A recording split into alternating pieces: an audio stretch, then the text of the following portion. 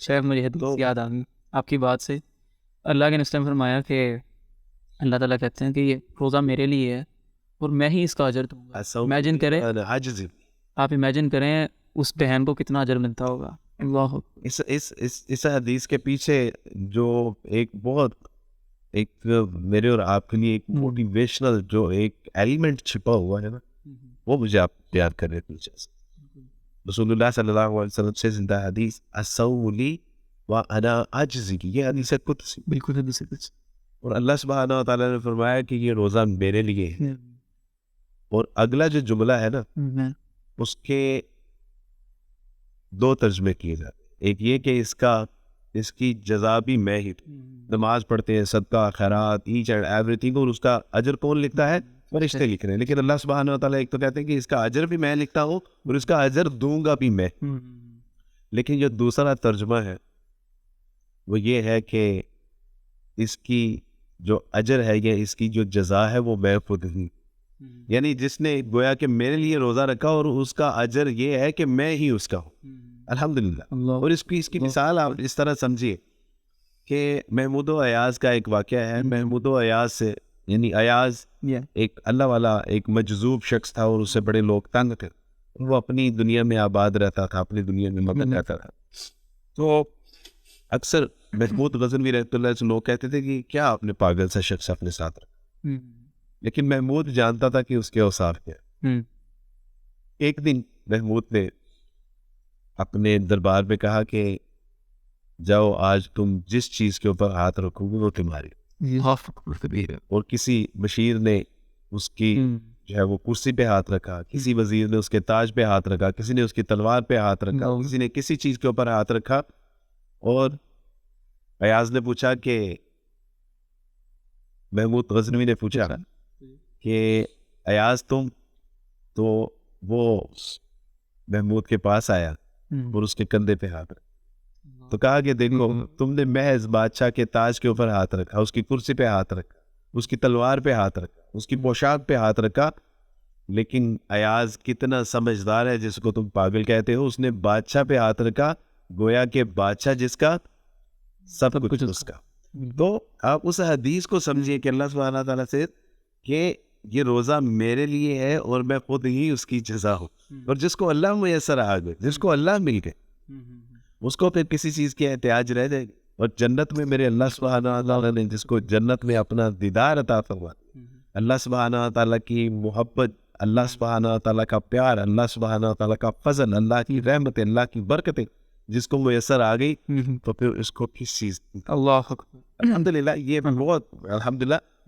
میں اگین یہ نوجوان جو روزے نہیں رکھ رہے, سچی بات ہے کہ شاید میں ان تک اپنا پیغام نہیں پہنچا سکتا. میں اپنی پوری یوتھ سے میں معافی مانگتا ہوں کہ بیٹا میں جہاں تک جس انداز میں بھی آپ تک بات پہنچا سکتا تھا شاید میں نے اس میں غفلت کی. لیکن مجھے یقین ہے کہ آج کے بعد جو پروگرام سنیں گے نا, اللہ سبحانہ و تعالیٰ کی توفیق سے کبھی وہ روزہ نہیں چھوڑے انشاءاللہ. اللہ تعالیٰ سے ہم دعا بھی یہ کرتے ہیں. اچھا شیخ, آپ کی بات سے نا مجھے ایک اور بات یاد آ گئی. یہ جو آپ بتا رہے تھے نا کہ اس کا اجر میں ہی ہوں, اللہ تعالیٰ کہتے ہیں. میں نا اپنے دوستوں کے ساتھ بیٹھا ہوا تھا تو ہم روزے کے اوپر ڈسکشن کر رہے تھے, اور ٹو بی آنیسٹ اسی حدیث کے اوپر ڈسکشن کر رہے تھے. تو وہاں پر نا ایک پوائنٹ ریز کیا ہم نے نا کہ جو شخص روزہ دار بھی ہوگا نا, وہ چیز تو ٹھیک ہے, اس کو گناہ تو سب سے ہوتے ہیں, اس کو باب الریان سے آوازیں بھی آ رہی ہوں گی کہ یہاں سے آؤ یہاں سے آؤ. اور اگر وہ کہیں پھنس گیا نا, اگر وہ حساب کتاب میں کہیں پھنس گیا, تو یہ جو حدیث ہے نا, اور حدیث قدسی ہے یہ کہ اس کا اجر میں ہی دوں گا, تو اللہ تعالیٰ اپنے روزے دار کو وہاں پر اس کا اجر دیں گے کہ میں نے اب تجھے یہاں سے نکالنا ہے. یعنی مشکل وقت میں وہ چیز کا اجر کا. ہاں, اور اللہ کے رسول کی چیز ہے روزہ ڈھال ہے, اور یہ تو ایسی ڈھال ہے کہ یہ گناہوں سے ڈھال. بالکل. اچھا شیخ, اب ہم نا تھوڑا سا ذرا جلدی سے ہم ریپینٹنس کے اوپر ڈسکشن کرتے ہیں. اصل میں ہم رمضان گزار بھی لیتے ہیں, اور جب ہم رمضان کو اینڈ کر رہے ہوتے ہیں اور آفٹر دا رمضان ہماری کچھ کیفیت یہ ہوتی ہے کہ ہم اس ریپینٹنس کے اوپر نا ہم وہ اپنا کنسسٹنسی نہیں لے کر آ پاتے. تو میں آپ کا پوائنٹ آف ویو لینا چاہوں گا کہ ہم جو ہماری یوتھ ہے, ہمارے جو نوجوان ہیں, ان کو ہم ریپینٹنس کا کنسیپٹ دینا چاہتے ہیں ہم ان کو کس پوائنٹ آف ویو سے آپ سب سے ہم یہ کیوں دیکھ رہے ہیں کہ رمضان کے بعد اس کے نتائج کیا ہو، ہم یہ کیوں نہیں دیکھتے کہ رمضان سے پہلے ہم اس کے اثرات اپنے اوپر کیا مرتب کر سکتے ہیں. آپ دیکھیں اسلامی تعلیمات میں یہ روزے صرف 30 یا 29 نہیں تھے، یہ تو وہ ہیں جو اللہ سبحانہ و تعالیٰ نے ہمارے اوپر فرض کیے. وگرنہ اس سے پہلے دیکھیں عاشورہ کا روزہ کس لیے؟ میری اور آپ کی تربیت. اس کے بعد جو ہے وہ 9 ذی الحجہ کا جو ہے وہ روزہ کس لیے؟ یوم 20 ایام 20 کے روزے کس لیے؟ اور یہ ہر 15 دن بعد جو ہے وہ ریپیٹ ہو. اس کے بعد رسول اللہ صلی اللہ علیہ وسلم کا معمول کیا تھا؟ پیر کا اور جمعرات کا روزہ. بالکل یہ کس لیے تھا؟ یعنی رمضان کی اور جب رمضان آتا تو پھر تو پتہ ہی نہیں چلتا. یہ ان لوگوں کو فیل ہوتا ہے کہ جنہوں نے یہ ساری ایکسرسائزز نہیں کی ہو. اور اس کے بعد آپ دیکھیے کہ رسول اللہ صلی اللہ علیہ وسلم کیا پتہ ہے فرمایا مجھے جو داؤد علیہ السلام کا روزہ ہے بہت پسند ہے. اور ان کا طریقہ کیا تھا؟ ایک دن روزہ اور ایک دن ناغا. تو یہ اصل میں ہم اگر نہیں فرض کریں یہ رمضان ہم گزار لیتے ہیں اور رمضان کے بعد اسی ترتیب پہ آ جاتے ہیں کہ پیر اور جمعرات کا روزہ، اس کے بعد ایام 20 کے روزے. یہ اصل میں سچی بات ہے کہ یہ ہمارے ایک جب گورے نے مسلم سویلائزیشن کو یعنی نقصان پہنچایا اور وہ ہلنے کا اپنی جگہوں سے جو ہے وہ شیر کے قدم بھی کبھی اکھڑے تو انہوں نے کہا کہ یار what's a problem with the Muslim. یار ہم نے اپنی تمام طرح کی جو ہے وہ کاوش کوششیں لگا دی ہے لیکن یہ ہے کہ یہ اپنی جگہ سے جو ہے وہ ہلنے کا نام ہی نہیں رہے. تو ان کی جو پوری ان کی جو تحقیقات تھی اس کے بعد جو کی فائنل فائنڈنگ تھی وہ یہ تھی کہ آپ ایسی قوم کو کیسے ہلا سکتے ہیں کہ جس کا آدھا سال بھوکے رہ کے گزرتا ہے. یعنی جو زیادہ تر بھوکے رہتے ہیں اور بھوکے رہ کے یہ زیادہ لڑتے ہیں اور اس میں اجر و ثواب کی امید ان کو اللہ کی یہاں زیادہ ہوتی ہے. اور ان کا معاملہ ایسا ہے کہ یہ خود بھوکے رہتے ہیں اور جو غلام ان کے ہوتے ہیں ان کو کھلاتے پلاتے ہیں اور ان کے اوپر جو ہے یہ خرچ بھی کرتے ہیں. تو آپ ایسی قوم کو ان کی جگہ سے کیسے ہلا سکتے ہیں؟ ہٹلر کی ایک بہت جو ہے وہ فیمس کوٹ ہے، اس نے کہا تھا کہ اگر ایک ایسی قوم کہ جو دن میں بھوکا رہتی ہو اور رات میں جو ہے وہ محنت اور مشقت کرنے والی ہو، اگر ایسی قوم میرے پاس ہوتی نا تو میں پوری دنیا کو پتہ آپ. اور یہ مسلمان کے نارمز ہے، یہ اس کی عام روٹین کی باتیں ہیں. تو اس نے کہا کہ آپ ایسی قوم کو جو ہے وہ کیسے ہلا سکتے ہیں. اور آپ دیکھیں کہ یہی اخلاق معاملات کردار تھے کہ خود اس نے جو ہے وہ روزہ رکھا ہوا ہے اور غلام ہے اور ایک ہی روٹی، اور اس بات کی بھی پرواہ نہیں کی کہ شام کو میرے پاس افطاری کے لیے کچھ ہوگا یا نہیں ہوگا، اور اپنے غلام کو کھلا دی. اسی حسن سلوک کے پیش نظر وہ مسلمان ہو گیا اور مسلمانوں کا کمپیٹ. تو آپ ایسی قوم کو ملٹیپلائی ہونے سے کیسے روک سکتے ہیں؟ یہ ایسی قوم کو جو ہے وہ بھوک سے کیسے ڈرا سکتے ہیں؟ تو یہ جو رمضان ہے نہ صرف یہ کہ یہ ہمیں بھوکا رہنے کی ترغیب دیتا ہے اور تقوی اور طہارت اس سے ہم حاصل کرتے ہیں، بلکہ یہ دوسروں کو کھلانے پلانے اور ان کے اوپر لگانے اور لٹانے کی ترغیب دیتا ہے. تو یہ تو الحمدللہ. تو جب یہ روش ہم اختیار کریں گے جب یہ روش عام دنوں میں ہم اس کو اختیار کریں گے تو اللہ سبحانہ و تعالیٰ کی توفیق سے یہ رمضان کے روزے تو ہمارے لیے کوئی مسئلہ ہی نہیں ہوگا. یہ تو بالکل نارمل جیسے ہم گزرتا ہے ایسے دن گزرے. اور اللہ سبحانہ و تعالیٰ کے لیے میں سچی بات ہے آپ لوگوں پہ رشک آتا ہے امت مسلمہ کے مسلمانوں کو کہ آپ کو تو 1 روپیہ خرچ کرنے کے اوپر 70 روپے کی جو ہے وہ اس کی بشارت اللہ کی راہ میں لگانے پہ آپ آدھی کھجور کے ساتھ روزہ کھلوانے کے اوپر دیکھیں وہی اجر آپ کو مل رہا ہے جو اس نے سارا دن بھوک پیاس سے جائے. تو الحمدللہ ہمارے پاس تو ڈرائیونگ فورس ہی بڑی اسٹرانگ ہے، ہمارے پاس تو ریزن بڑی اسٹرانگ ہے. اللہ کے وعدے ہیں، رسول اللہ صلی اللہ علیہ وسلم کی بشارتیں، دوزخ سے بچنے کی جو ہے وہ ڈال کہا گیا، جنت میں جانے کا ذریعہ کہا گیا. حشر والے دن جب اعمال سے دامن خالی ہوگا اس دن کہا گیا کہ یہ تو تمہارے لیے جو بہترین اس دن اعمال کا ذریعہ. تو ہمارے لیے تو روزہ نہ رکھنے کا اور اس میں کنسسٹنسی اختیار کرنے کی تو ہمارے پاس کوئی نہ کرنے کی کوئی وجوہات ہی نہیں. الحمدللہ. شیخ میں آپ سے یہ پوچھنا چاہ رہا ہوں کہ بہت سارے نوجوانوں میں گرلز اینڈ بوائز بہت بردر اینڈ سسٹرز کے اندر نا یہ کنسیپٹ پایا جاتا ہے کہ شاید میرے نا گناہ ہی اتنے ہو گئے ہیں کہ میں اللہ تعالیٰ شاید مجھے روزہ رکھنے کی توفیق نہیں دے رہا، یا میری گناہ جو میری توبہ ہے وہ قبول ہی نہیں ہو رہی.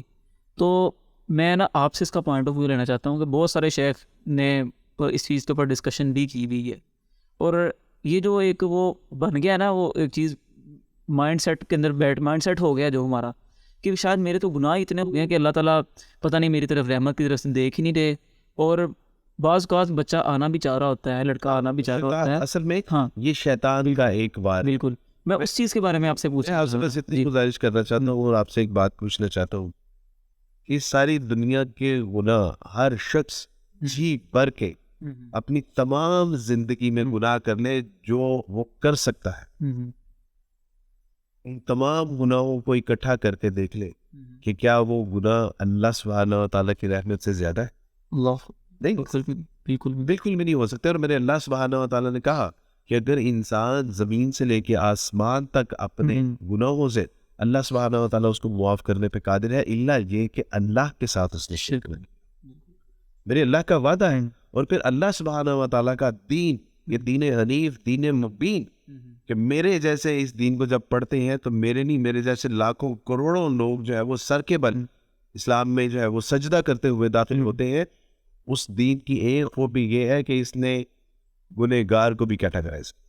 اور رسول اللہ صلی اللہ علیہ وسلم سے زندہ حدیث، کل بنی آدم خطاء وخیر الخطائین التوابون، تمام انسان گنہگار ہے اور بہترین گناہگار. اللہ یہ صرف اسلام ہے کہ جس نے گنہگار کو بھی ایک جو ہے وہ اسٹیٹس دیا اور فرمایا کہ بہترین گنہگار وہ ہے جو اللہ سبحانہ و تعالیٰ کی طرف رجوع لانے والا. اللہ اکبر.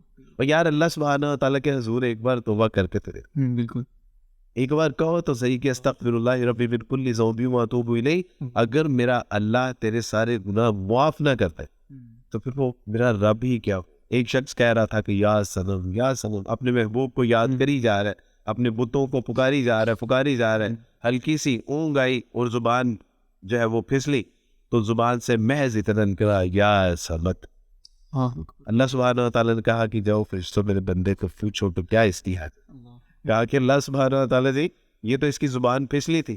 کہا کہ وہ تو پوری کنسنٹریشن کے ساتھ پکار رہا ہے تو اس کے مردہ بت سن نہیں رہے، اور اگر وہ انجانے سے بھی اپنے سمد کو، اپنے اللہ کو، اپنے خالق مالک رازق کو، یعنی نادانی میں بھی پکار لے اور اس کا پھر جب وہ الہ اس کی پکار نہ سنے تو پھر وہ سمد ہی. تو کہا کہ پوچھو میرے بندے کو. یار ایک بار اللہ سبحانہ، یہ اصل میں شیطان ہے کہ جو ہمیں روکتا ہے کہ نہیں تم بہت گنہگار ہو. میں جتنا بھی گنہگار ہوں میرے رب کی رحمت سے زیادہ میرے گناہ نہیں ہو سکتے، اور اس کا وعدہ ہے کہ میں معاف کر دوں گا. ایک بار میرے حضور جھک کے تو دے، اس کی بارگاہ میں محض سجدے میں جا کے اپنا ایک آنسو بہا دو، وہ آنسوؤں کی توبہ بھی سمجھتا ہے. اس کے حضور اپنے دل کو محض جو ہے وہ اس کو تڑپ نہیں سکھا دو، وہ دلوں کی تڑپ دڑک اور تڑپ بھی جو ہے وہ سنتا ہے. وہ تو خاموشیوں کی زبان بھی سنتا ہے. اس سے تو آپ کسی بھی زبان میں صرف اتنا ہی دل میں احساس پیدا کر لیں کہ اللہ سبحانہ و تعالیٰ I was wrong, you are right. اللہ میں غلط اور میرا اللہ تمہیں معاف نہ کر دے، پھر کیا دے. یہ تو مسئلہ ہی ہے، مجھے شیطان کی چال ہے. اس چال میں نہیں مجھے اصل میں شیطان نا ہم سے یہ ڈیمانڈ کرتا ہے کہ firstly you should be perfect, then you should repent اور یو شوڈ پرے اور یو شوڈ فاسٹ.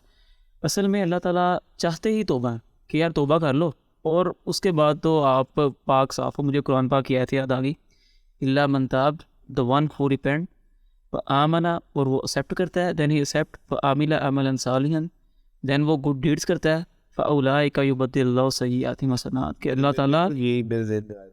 اللہ تعالیٰ اس کے گناہوں کی معافی کی بات کر رہے ہیں، اس کے گناہوں کو پلٹ دیتا ہے، گناہوں نیکیوں میں بدل دیتا ہے. تو یہ کیسا خوبصورت. اور آئی تھنک یہ that should be an eye opener آیا فار دوز ہو تھنک کہ اب میں شاید میری معافی نہیں ہے، میں شاید اللہ تعالیٰ کے ہاں بہت دور چلا گیا، اور شاید میں شیطان کے اتنے چندل کے اندر پھنس چکا ہوں کہ میں کچھ، یہ شیطان کی ایک چال ہے، ہمیں یہ چال، اٹس اے ٹریپ آف شیطان، اور یہ ہمیں انڈرسٹینڈ کرنا چاہیے. اچھا شیخ، ان دی اینڈ سیشن کو اینڈ کرتے ہیں، اور میں آپ سے ایک میسیج لینا چاہتا ہوں for those womens who are housewives وائفز اور ہاؤس لیڈیز، اور جو گھر کے اندر رہتی ہیں، ان کے لیے آپ کیا میسیج دینا چاہیں گے؟ ان کے لیے بھی رمضان ایک نا بہت سچویشن والی ایک کنڈیشن ہوتی ہے، تو آپ ان کو بھی ایک میسیج دیں تاکہ وہ بھی ان چیزوں سے مستفید ہو. خواتین کے لیے میسیج خواتین کو نہیں بلکہ مردوں کو. یا ایک بار میں نے اپنے استاد جی سے پوچھا، جی میں نے کہا کہ استاد جی رمضان آ رہا ہے اور کوئی نصیحت فرماتے ہیں، تو انہوں نے کہا بیٹا جیسے ہی رمضان آتا ہے تو تم لوگوں کے ڈیوٹی آرز کم کر آفیسز یا میں، بالکل بالکل انڈسٹریز میں ان کی مشقت کم کر دیتے اور ان کا بوجھ کم کر دیتے اور ان کے لیے سہولت اور انسینٹیو اور ایکسٹرا بونس یہ ساری چیزیں تم معمول کہ بیٹا اپنے ملازمین کے ساتھ تو کرتے ہو اور ان کو ایکسٹرا چھٹیاں دینے شروع کر دو، لیکن جو گھر کا مزدور ہے نا بیٹا اس کے لیے بھی سہولت اور آسانی پیدا کر، وہ گھر کا مزدور کہ جو ایک بار تمہارے گھر میں کام پہ آیا تھا اس کے بعد پھر کبھی چھٹی کے لیے، اور وہ تمہاری بیوی، وہ تمہاری ماں ہے جس نے ساری زندگی اپنے بچوں کے لیے اپنے شوہر کے لیے اسپینڈ کرتی ہیں اور کبھی پیچھے مڑ کے نہیں دیکھا۔ تو اسد ہم تو درس دے بھی رہے ہوتے ہیں، درس سن بھی رہے، جی تراویح پڑھ بھی رہے ہوتے ہیں، پڑھا بالکل ہم مسجدوں میں جا کے قیام بھی کرتے ہیں، دوستوں میں افطاریاں بھی کرتے ہیں، لیکن کبھی ہم نے سوچا کہ وہ ہم سے پہلے اٹھتی ہے اور ہمارے بعد میں سوتی، بالکل ایسے ہی اور دسترخوان لگاتی بھی وہی ہے، اٹھاتی بھی وہی، اور ان کی تلاوت بھی محروم ہوتی ہے، ذکر و اذکار بھی محروم ہوتا ہے، اس لیے وہ ہمارے حصے کا بھی کام کرتے ہیں۔ بالکل ایسے ہی تو ساجی فرمانے لگے کہ بیٹا اس گھر کے مزدور کے ساتھ تھوڑی سہولت اور آسانی والا اور اس کا ہاتھ بٹانے والا معاملہ کرنا۔ اس رمضان کی میں اپنے جو گھروں کے بڑے ذمہ دار لوگ ہیں کہ جو دسترخوان پہ آ کے بیٹھتے ہیں اور سیدھا نماز پہ چلے جاتے ہیں، ان سے گزارش ہے کہ کچھ وقت اپنی خواتین کے ساتھ اسپینڈ کرے اور یہ کھانا پکانے اور کھانا بنانے میں، تاکہ میرے ساتھ ہمارے گھر کی جو خواتین ہیں وہ بھی ذکر و اذکار اور تلاوت قرآن اور تراویح اور نفل اور ذکر و اذکار کا جو ہے وہ کر سکتے۔ یہ میں اپنے نوجوان اور اپنے بڑے بزرگوں سے خواتین کے حیات انشاءاللہ۔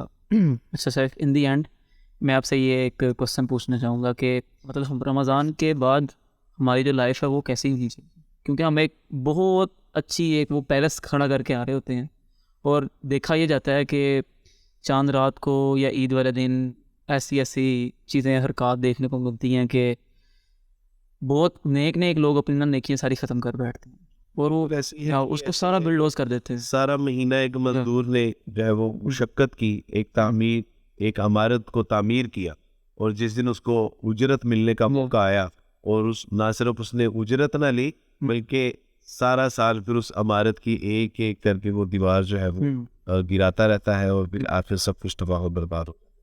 تو ہونا تو یہ چاہیے کہ جو اللہ سبحانہ و تعالیٰ کا رمضان آ رہا ہے، جو اللہ سے وفا کی ہے ہم نے، جو اللہ سبحانہ و تعالیٰ کے حضور اذکار کیے ہیں، جو نفل پڑھے ہیں، جو ہم نے مسنون اعمال کیے ہیں، ذکر و اذکار کیے ہیں، تلاوت کی ہے، صدقہ و خیرات، اور سب سے بڑی عبادت کہ ہم نے عبادت کی، بس یہ جو اللہ سبحانہ و تعالیٰ کے حضور ہم نے جنت میں اپنا ایک محل تعمیر کیا ہے نا، اب نہ صرف اس کو ضائع ہونے سے بچانا ہے بلکہ اس کو مزید خوبصورت سے بھی خوبصورت ترین، اور اس کا طریقہ یہی ہے کہ ہماری آنے والی جو زندگی ہے وہ اس سے کہیں زیادہ بہتر، اور مومن کا معاملہ یہ ہے کہ اس کا ہر آنے والا دن گزرے ہوئے دن سے بہتر ہو، اور اس میں بھی ہماری یہی روش ہونی چاہیے کہ اگر ہم رمضان میں ایکسیلنس پرفارمنس دے رہے ہیں تو رمضان کے بعد پھر موسٹ ایکسیلنس پرفارمنس۔ یا ایک سر میں اینڈ پہ ایک ملٹری کوٹ ہے،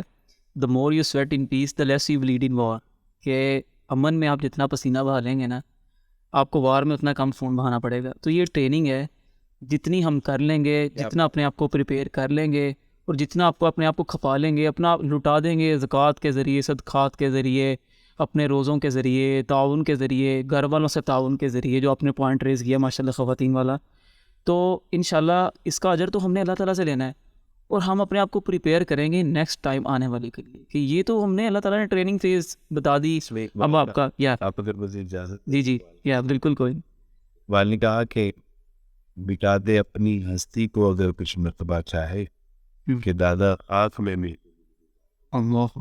اس رمضان میں اگر ہم نے لگا دیا، کھپا دیا، ٹھکانے لگا دیا، تو حشر والے دن اللہ سبحانہ و تعالیٰ جو ہے وہ جو مقام و مرتبہ عطا فرمائے گے شاعر ہم اس کا امیجن بھی نہیں کرتے۔ یا بالکل۔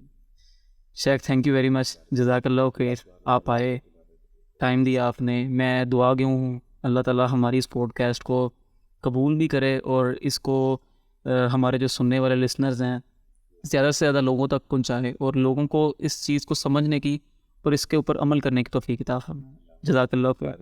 السلام علیکم ورحمۃ اللہ وبرکاتہ.